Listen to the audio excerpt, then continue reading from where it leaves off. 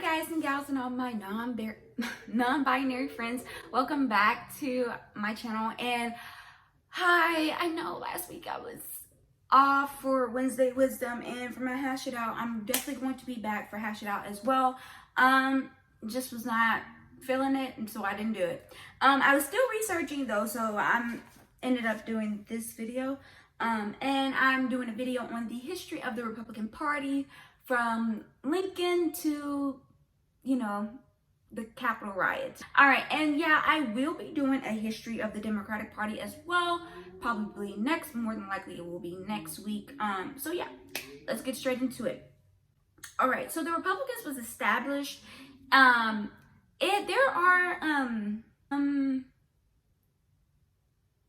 is the word I'm looking for? There are some discrepancies on where exactly the first Republican Party started, because apparently around the same time in two different states there were meetings for establishing a Republican Party, and so it's kind of like up for argument where exactly it started, but it was established. Y'all, so I posted and edited this video, and I'm just now watching it like a day after I actually posted it, and I keep saying 1954 when I'm talking about the year that the Republican Party was established, and I said 1960 when Abraham Lincoln it's 1854. It's 1860 is when when Abraham Lincoln becomes president, or 1861. It's 1861 to 1865 is when the Civil War is the years that the Civil War was happening. So it's 18, you guys. Oh my God, please just keep that in your head. It's 18. Oh my God. Please bear with me, y'all. In 1954, and the reason for its establishment is not under any scrutiny. So basically, before the Republican Party was a thing, there were two parties, the Democratic Party and the Whig Party. And, even though it was kind of divided by northern and southern states, it was kind of like everyone, you kind of, there were a little bit of, what is the word? Crossover. And so what ends up happening is that as America ends up expanding, there is a fissure in the American political system where people are trying to figure out whether the new Western states will be slave states or free states, right? And so this ends up breaking up the Whig Party, because the North states are an industrial empire, whereas the southern states are built an empire built off of slave, right? And so when you're talking about mechanics and actual like white people working, you're looking at things happening in the north, and then in the south, it's agriculture, it's not building in the industries, it's cotton and all kind of agricultural things, right? And so the North understands that when America expands into the West, if it continues to add slave states, that eventually the North will not be able to have as much political power as these slave states, because the slave money is that's that good money. That's that load. You're gonna be loaded, okay? Who you paying? Nobody. Oh, okay, you're loaded. Like, what are you talking about? And so this creates a fissure in the Whig Party, and they end up splitting, and it becomes the Republican Party, who is a party of, anti-slave expansion, not necessarily because they believe in the freedom of humans and in the equality of all humans, but because they know that if slavery expands, the white poors of the country will not have, they won't have jobs. You know what I'm saying? And that would just put the North at a disadvantage. And then, the other Whigs, who I'm assuming goes to the Democrat Party and just like, tapers off or whatever. And so that's how we get the Republican Party. And in 1960, Abraham Lincoln is elected as the second, I think, Republican nominee for president. He becomes president. And you guys, there's this idea of like, oh, how could the party of Lincoln become the party of Trump? But there's this thing of like, Abraham Lincoln really wasn't out here trying to like, he wasn't out here just thinking like, oh, black people are humans and they should be free. Like, Abraham Lincoln just felt like, again, I want to emphasize that white people wouldn't be able to make money if slavery kept expanding. And that's what really got him on the side of, you know, being anti-slavery. It wasn't that he was an abolitionist, he was just anti-slavery. Well, the Civil War starts in 1961, a year after Lincoln becomes president, and continues until 1965. Lincoln dies the same year, about a month later, you guys. Like, I was like, wow, that's kind of crazy. Because there was so much resentment for the fact that the North had to secede and then had to be pushed back into the country. You know, of course, there was a lot of hostility or whatever. So then, this is how the Republicans gets known as the party that freed the slaves or whatever. And they have to work to try to help the slaves really. The only way the South is going to continue to be a free state and a state that is actually trying to work towards the equality of Black people is if the North continues to send troops and invest in making sure that the South you know, plays fair with the Black people or whatever, and allows Black people to have equality. You know what I mean? But what ends up happening is because of the Civil War and the fact that Northerners were industrialists, they were people. The reason why, like I said earlier, the reason why they were fighting against the South is because they knew that industrialism was the way to go, and they knew that slavery was a something to be feared, because free labor versus machines and people working on those machines, the free labor gonna win, because girl, who you paying, like I said. And so because of this, once the North won, once the Republicans won with this, these same industrialists made so much money off the war, because again, this is their bread and butter, making machines, making things, you know, mass producing things. That's their bread and butter. And also, so by the time that war ends, a lot of rich people, a lot of rich Northerners become leaders of the Republican Party at the time. And so what ends up happening is by the 1870s, the Northerns realize, okay, well, we're rich, we got what we wanted, slavery is not going to be expanded, so we're not going to be pushed out.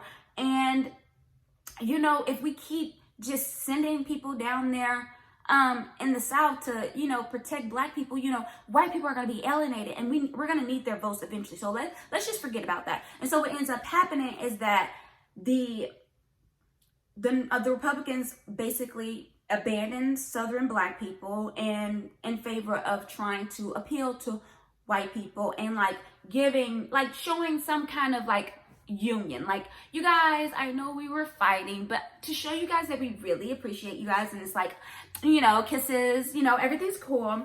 We're gonna leave the South to its own devices and not worry about those Black people. Yeah, you just do whatever you want. And so what happens, the end of Reconstruction happens, and Black people, we get all these flagrancy laws against Black people, and Black people are subject to all kind of violence, lynchings, which was already happening, again, to a certain degree, when the Republicans were invested in making sure that Black people were getting equal rights. But it just ramped up, because who gonna stop them, huh? Nobody, right? And so that's why you get the Democrats in the South and the Republicans in the North, and it stays that way for a while, right? And by the 1920s, the Republicans become the party of big business, right? So these are industrialists. These are literally the beginnings of capitalism in this society, right? And so, you know, it's funny. It's like, what kind of capitalism do we want to go with? Free labor or cheap labor? Like, come on, pick a side, right? And so these people who have gained all this money from this war and all this political power from creating a new party and then becoming leaders of this party are like, okay, well, we're going to be the party of big business. Like, we really believe in big business. But then this leads to, you know, the Great Depression of 1929 or whatever the fuck. And so this leads an opening for the Democrats to fill, and the Democrats are like, hey, y'all, this big business it's a no-go, y'all. It's no-go. It's leaving all of us fucked. Like, this is why the Great Depression is happening, right? And so old dude, he get up in there and he like, nah, this not gonna work anymore. And Republicans are left in the cold, right? Like, oh my God, what are we gonna do? We're still big business. We still don't really fuck with the government like that. We still aren't really that, we're not on that shit or whatever. So what we gonna do? And you kind of see this, and that's the thing about the history of the Republican Party. It really is an opposition party. The origins of the Republican Party is in opposition to an expansion of slave state that would leave them at a disadvantage, right? And so you see this throughout the Republican Party. So it becomes the party of opposition, the party against big government. You know what I'm saying? And that kind of leads us to where we are today, right? And so the Democrats really end up ruling for about 50 years because of being the party of like, oh, let's create safety nets for people, right? Let's create safety nets for the American people. And the turning point for this and for the Republicans Party is when creating safety nets for people includes creating safety nets for people of color, Black people. You know what I'm saying? So when the Democrats decide in the 1960s to support the civil rights, the Civil Rights Act, is it the Voting Rights Act or whatever, of 1964 or 65, something like that.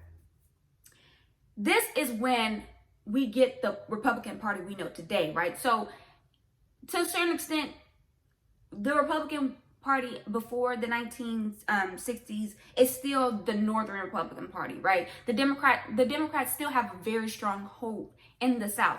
But once Southern Democrats realize that Democrats as a whole at the federal level are supporting things that are going to really stop segregation in the South, which is what happens, which is what pops up after Republicans abandon the South, right? We get segregation, we get Jim Crow in the South because the Republicans are no longer trying to keep the Democrats at bay and trying to stop them from creating laws that disadvantage Black people. They stopped doing that. And so what pops up behind that is the Jim Crow and the separation and segregation of Black people and the fact and like all this shit. And so when the Democrats at the federal level decide to start supporting the Voting Rights Act and Black civil rights, then Democrats in the South are like, whoa, this is not what we signed up, honey. This is not what we signed up for, honey. Like, you're tripping. Y'all are wilding right now. I don't know what the fuck y'all got going on, but this is not what we for. And so they end up creating the Dixiecrats,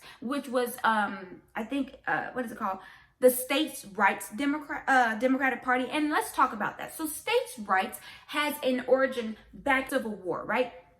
So at the time, you'll hear this a lot when people are talking about the Confederacy and the Southern states seceding. They always say it was about states' rights. And well, it was completely about states' rights. It was about the states' rights to own slaves, right? And so whenever you see stuff pop up like states' rights, they're talking about the states' rights to indiscriminately be biased and suppressed and oppressive to the people in those states, right? Whether it be the people who are enslaved in those states or the people who are now free but have the audacity to want to have the same rights to vote and not be tested or be put and the grandpa clause, where if your grandpa couldn't vote, then that means you couldn't vote. And it's like, okay, if my grandpa couldn't vote and now I can't vote, then when my grandchildren that means they can't vote. Wait a minute, y'all ain't sneaky. That should be illegal, right? And so when stuff like that starts cropping up, then you get the civil rights movement, which leads to the Democrats going at a federal level, going along with the Black people being like, hey, you know, this oppression shit is getting a little too much. You know what I'm saying? It's a little too much. Could you ease up off my neck? And so this causes, again, the Southern Democrats to split off and to create their own party called the States' Rights Democratic Party, also known as the Dixiecrats. They end up electing Storm Thurmond as their presidential nominee. He loses, of course, because in America, once it's a two-party system, baby. If you're not a part of those two parties, you're more than likely not going to be president. And so even back in that day, which is insane to think.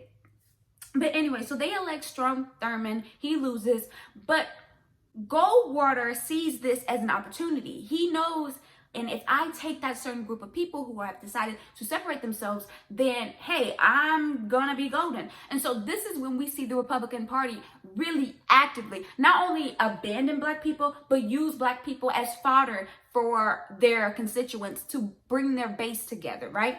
And so Goldwater is racist, and like he don't fuck with Black people. He's like, girl, fuck them Black people, them Democrats trying to vote, fuck them. You know what? You Dixiecrats, you were right, come with me. He loses. John Kennedy wins, of course.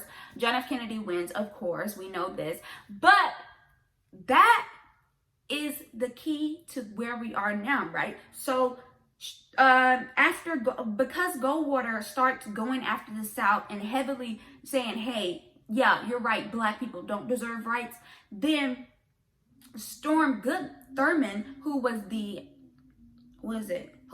presidential nominee for the Dixiecrat Party, endorses Goldwater, and that's how we get, you know, the modern Republican Party absorbing the Dixiecrats, and the Republicans becoming a Southern party and no longer a Northern party, and we see the real shift of the Northern party being, you know, Democrats. And so because of that, even though Thurmond lost, Thurmond and Goldwater lost in their presidential bids, it leads to our, you know, favorite bad boy in the Republican Party, Richard Nixon, who, we know about Richard Nixon, right? But what you may not know is that Richard Nixon was really, really, really, really good at making white people feel like the victim, making white people feel like, you know what?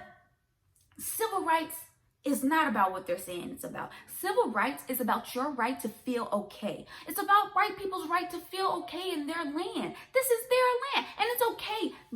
You are the minority.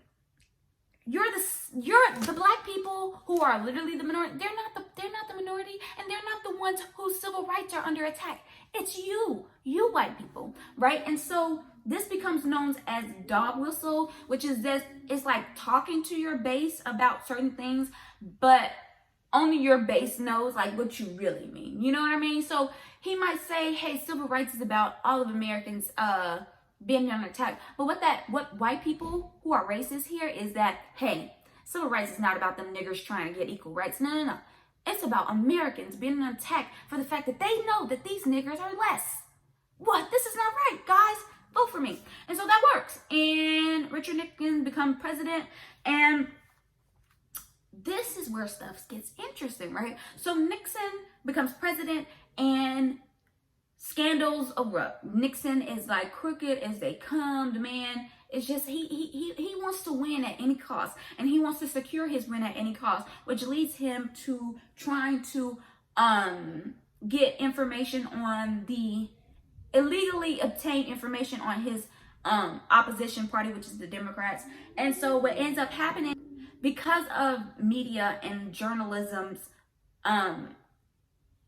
not letting go of the fact that, you know, certain things were happening, and it was all kind of seeming like it was leading up to the White House, and the people really were in their journalistic bag. They were like, okay, I need to get a scoop. I need to know why this man was here and he was supposed to be here, and this man who was a part of a security detail of somebody, of the Secretary of State or whatever the man was, I think he was the Attorney General's Secret Services, breaking into all this other stuff. What's going on? So it turns out President Crook, he trying to get dirt on his opponent or whatever, and the president and his aides and his political consultants see that he probably could get away with it if it wasn't for journalism, if it wasn't for the fact that TV and then all these things and media is becoming more and more accessible, right? We don't have the 24-hour news cycle yet, right?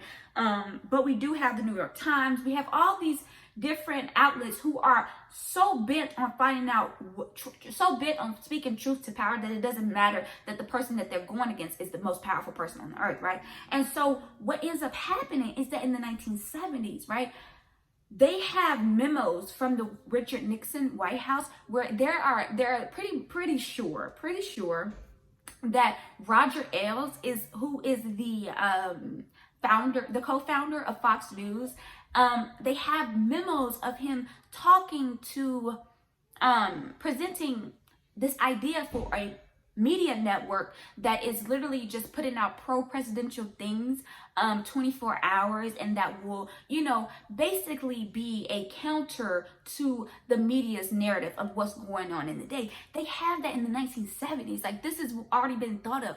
They realized that reality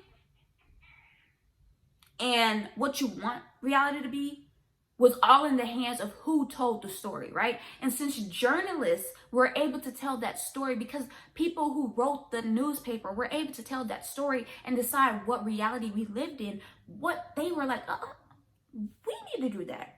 We need to do that, and we need to make sure that we're the ones telling that story, right?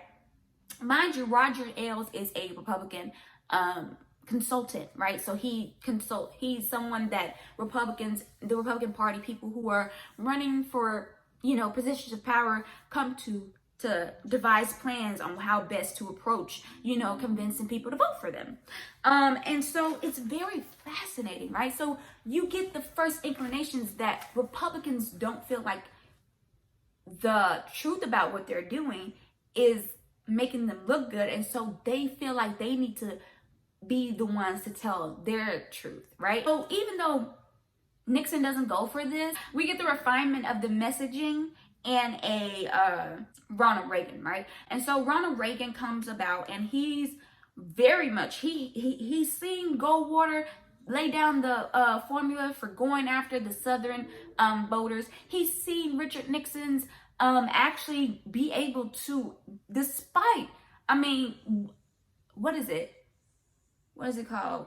Watergate was broken into in like the year before, the election or something like that. And despite all this news coming out while it happened, Richard Nixon still won. It wasn't until after people were like, okay, we finally are able to really put this stuff together. But by that time, people were before the election, people were suspecting and connecting the dots that it might have something to do with the president, or at least somebody in that White House, right? But people, in spite of that, still voted for Richard Nixon.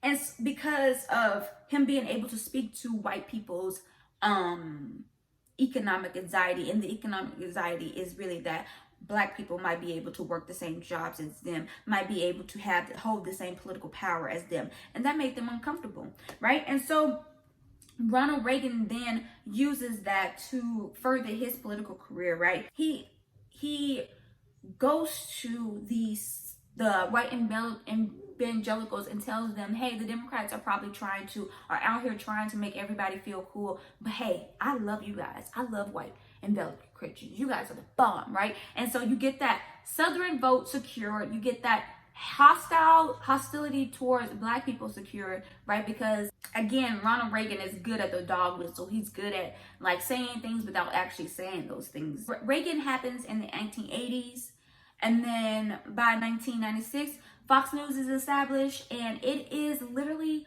Roger Ailes' wet dream. It's brilliant in that it paints the slogan that Fox News started out with was, we're fair and balanced, right? So because it's this idea that Republicans aren't being given the fair shake, that they're not really, what you're seeing people present the Republican as, it's really not what we are. It's really not what's happening. It's the Democrats who are trash. No, that's not the real problem. We're going to tell you what the real problem, because those other people are not fair and balanced. They don't actually try to see both sides, right? And that's when you get the rise of both sidesism, because never in journalism, in American history of journalism, I would say, was there a media conglomerate that was out here pointing to other journalists and hey, you guys are the problem. You guys are the liars. It's not that Richard Nixon is a bad guy. It's that you guys were lying about him. Not necessarily that was an argument of Fox News, but it's just a hypothetical. This is what they're doing, spinning everything to make it seem like what other media outlets are telling you is bullshit. I'm going to tell you the real truth, right? And so Fox News doesn't automatically become a hit. It doesn't automatically just have this base secured. But what ends up happening is that in the 1990s, you know, Bill Clinton, juicy, child, juicy. You know what I'm saying? Man is a hoe, and he don't care about using his power to, you know, have sex with young women, and it's really quite disgusting. And Bill Clinton is trash, and so people eat that up.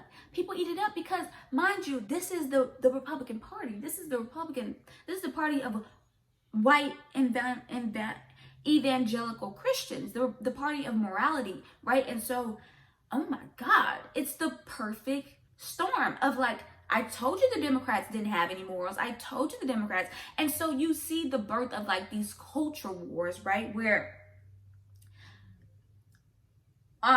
political news isn't just about, you know, should homeless people have housing security. It's about, do you condemn Republicans while saying that Bill Clinton doesn't deserve to be impeached? Then you're a partisan hack and you aren't. I'm sorry if you guys hear that wind, but yeah. And so that's really how we get to the culture where we have today. And it's so interesting because I think that people go so far, like people try to compare Trump to like Nixon, when really you don't even have to go that far, right? So after Clinton, there's George W. Bush, and George W. Bush is the perfect example for Trump before Trump, right? George W. Bush literally uses the Supreme Court to cheat his way, and the fact that he had a brother who was governor of Florida at the time to cheat his way into office, right? So it becomes, the margins are so narrow, right? The margins between who won Florida are so narrow, whether it be Gore or Bush, that the Republicans devise a plan to start riots in Florida. And this causes the Supreme Court to intervene, because now it's a public safety thing, right? It's not just like simply, oh, we're trying to decide an election. People are possibly going to get hurt, white people, right? And so what ends up happening is that the Supreme Court decided to give it to George Bush, right? And not only that, the Republicans are like, oh, we're the ones who are going to secure elections, because there are a lot of people of color, who are out here registering to vote fraudly, right? Because you have to keep these people from voting unless you don't have power anymore. Because if everyone actually got to vote, if black people were counted as a full human being at the beginning and the inception of this country, we would never have had a Donald Trump or a George Bush, for that matter, right? Because the Electoral College depends on the counting of black people as 3/4 of people for Republicans to even stay in power to this day, right? Like, I didn't talk about this because this is before the inception of Republicans, but the North was the ones who said, hey, the South has a lot of black people, and if we count the South population as full of black people, then we're going to be at a political disadvantage, and so we should count black people as 3/4 of a person, right? And the fact that we're still living in that same system to this day, a system that counts black people as 3/4 of people, not figuratively, we're still dealing with the same numbers that equaled out to 270 that got Donald Trump the White House in the first place, even in spite of the fact that George Bush and Donald Trump both lost the popular vote. Mind-boggling, right? And so it's very interesting to me, this, like, we see where things started to change, right? Where Republicans started to not just being, that Republicans was always the opposition party, but what they were opposing started to be based on political, no, it was always based on political, what was politically advantageous, right? Because the Whigs became the Republican Party, well, a segment of them, because it was politically advantageous for northern states to make sure that the American expansionism didn't create more slave states, because then they would be without political power. You know what I'm saying? It would leave the industrialists less politically powerful, because there would be more states invested in keeping a slave dominated economy, right?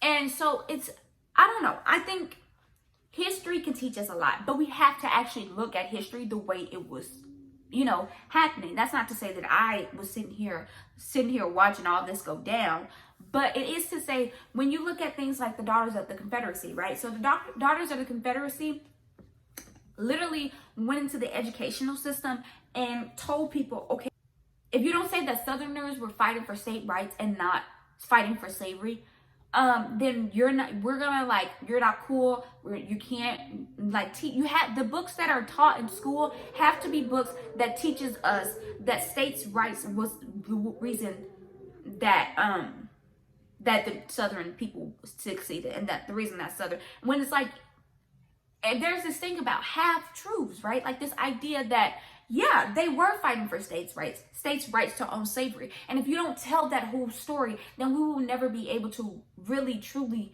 get to a point where America works for everyone, right? Where America reconciles with the fact that it is a destructive imperialist country that goes into these brown and black countries and takes everything of value until it's drained and impoverished and there's famine, right? And then after they take, they then use it as trauma porn, right? Then they go into these countries and they're like, oh, they're so poor. Aren't you glad you live in America? And it's like, yeah, because if I did live in America, and if then America would just come to the country that I live in, take everything, and then use my trauma as reason for why everyone should be happy they're Americans, and then have the audacity to be mad at people for coming to America. It's a mind fuck, right?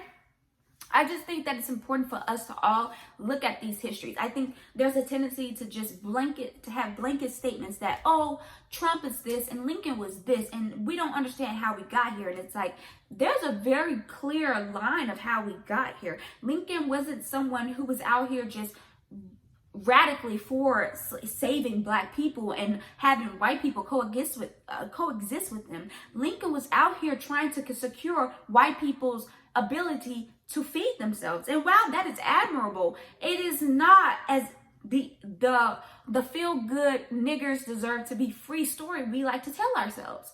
And it's important that we have those contexts, because then you can understand how so easily the Republicans were able to abandon black people, because they were never invested in the freedom of black people, but the prosperity of white people. It's not as in-depth. I'm going to have all the videos and articles that I use for research about this video in the description box. But it is fascinating because I read this Vox article basically saying how, because of, this is not an article, but I'm gonna circle back to what I said. Because of Richard Nixon, because of Goldwater, because of this strategy of going after a specific group of southern states, because of how the electoral college is looking, the Republican Party have pushed themselves into this box of having to be the party, the anti-democratic party, and not just the big D Democratic, but like actual democracy, like voting and people being able to vote and people having access to vote. Because that is the thing that turned Southern Democrats into Republicans, right? Because they didn't want black people to have the same access to voting as they did, because then they realized that black people would have political power and that would leave white people at a disadvantage. And so what they did, because of that, Republicans have to continue to suppress black people and people of color's voting rights. When you look at, I can't remember if it was North Dakota or South Dakota, and the fact that they are trying to they tried to make it to where, and succeeded in making it to where, you have to have an address to vote, when most First Nation people and indigenous people in this country don't live on addresses. They live on reservations, and the reservations don't have addresses. They usually have P.O. boxes. This is a law that directly affects a certain marginalized group of people. That is voter suppression. Voter suppression is this methodical way of making laws that don't directly say niggers can't vote, but says people of certain backgrounds, things like certain circumstances are required for you to vote, knowing that those certain circumstances on its face exclude people, certain groups of people. You know what I'm saying? So in the Voting Rights Acts of 1964 or 65, I can't really remember. It might have been 68. I don't know. There is a provision that basically says that certain states who have a history of making discriminatory laws against certain groups have to go to the Supreme Court before they can change laws concerning voting, right? Well, the Supreme Court decides that, oh, Southern states aren't racist anymore. Southern states don't have to come to the Supreme Court every time they want to change the voting rights laws. And this opens a whole new floodgate of voter suppression, right? We see immediately people changing their laws, not because voter fraud is a real thing, not because voter fraud is prevalent, but because Republicans depend on the suppression of American voters to keep them in power, because they know if the majority actually is able to be heard, they would be in the minority. It's just simply put, their positions are not popular. The American people believe in stricter gun laws. The American people believe in health care. They believe that health care is a right. All these things that Republicans try to make it out as big government trying to involve themselves in Americans' day-to-day life. In actuality, most Americans are okay with that. But because of the way that gerrymandering literally politicians drawing districts in certain ways to make sure that certain political powers stay in power in those districts, it is problematic, and it leads to voter suppression. It leads to certain districts certain people being underrepresented. And I'm not just saying Republicans, because Democrats do it too. I think that there should be a nonpartisan group that draws the districts instead of Republican or Democrat. Hell, I don't even believe in a two-party system. I don't think that's the most effective system for a democracy. So yeah, it's just very fascinating how, if we are honest about the history, you can very much see how we led to a political climate that has a segment of people so addicted to Fox News and so against any other source of information that pretty much Fox News is this power, a force to be reckoned with. Like literally before Trump, Republicans would have to kiss the ring of Murdoch to be basically ushered in as the new Republican nominee, because you kind of had to have the backing of Fox News for Republicans to see you as legitimate. It's very interesting, right? And this happens within the span of what? 1996. I was born in 1996. That was 25 years ago. Trump got elected in 2016. So I was in 25. I was 20. Oh, wow. Yeah, I was 20, 19. So all this happens within the span of 19, 20 years. That is crazy. And that tells you how important it is who is directing the story, who is telling the story, and how the story is told, and whether or not the whole full truth of the story is being told. The fact that the Daughters of the Confederacy were able to go into schools and be like, hey, if you don't write you have to use the textbooks that say that the South was fighting for state rights, without completing the story of saying the South was fighting for states' rights to own slaves, then you get people who don't understand that and then have the nerve to look at you crazy because they walking around with a Confederate flag hanging around them. And it's like, yeah, because that Confederate flag literally stands for the right to own slavery. We have to tell the full truth. We have to tell the full truth. We just do. Simply put, regardless of whether or not that makes your favorite team look bad. But okay, I think this is actually where I'm going to end it. Thank you so much for watching. Take care of yourselves, take care of each other. I'll be back next Wednesday with a history of the Democratic Party. And yeah, wash your hands, wash your face, wear a mask, wash your ass, and don't be a opportunistic asshole. Bye.